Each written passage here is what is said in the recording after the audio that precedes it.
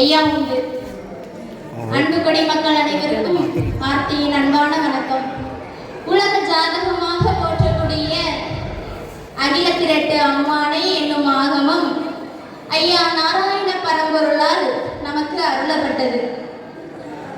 காலங்காலமாக நமது முன்னோர்களால் அகில திரட்டு அம்மானையை போற்றும் விதமாக எல்லா பதிகளிலும் நிழல் தாங்கல்களிலும் ஒவ்வொரு வருடமும் 10 நாட்கள் 17 நாட்கள் ஐயாவிற்கு திரையேடு வாசிப்பு திருவிழா என்னும் திருவிழாவாக பிரம்மாண்டமாக அதனுடைய கருத்துக்களை மக்களுக்கு தெரிவிப்பதற்காக நாம் பரம்பரையாக நாம் பின்பற்றி வருகிறோம்.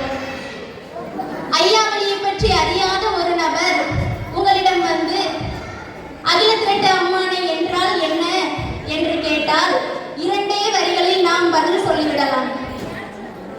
தரும யுகமாக்கி தாரணியை ஆளுதற்கு கருமக்கலியில் கடவுளால் வந்த திருக்கதைதான் இந்த அகில திரட்டு அம்மானை.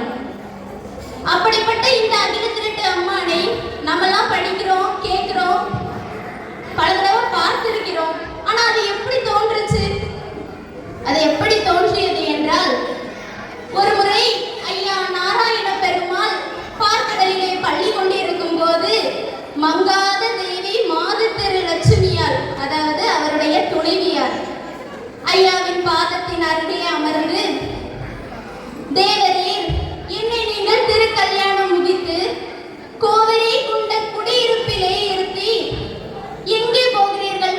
எப்ப பார்த்தாலும் என்ன விட்டுட்டு போயிடுறீங்க, எங்க போறீங்க அப்படின்னு அம்மை ஐயாவிடம் ஒரு கேள்வி கேட்கிறாள். அதற்கு ஐயா, எனக்கு எதிரி வருகிறான், நான் போகிறேன் என்று சொல்லிவிட்டார். உடனே அதற்கு அம்மை கேட்கிறாள், அனைத்துயிரும் காக்கும் உமக்கு எதிரியா? உமக்கு எதிரி இந்த உலகில் உண்டா என்று அம்மை கேட்கிறாள்.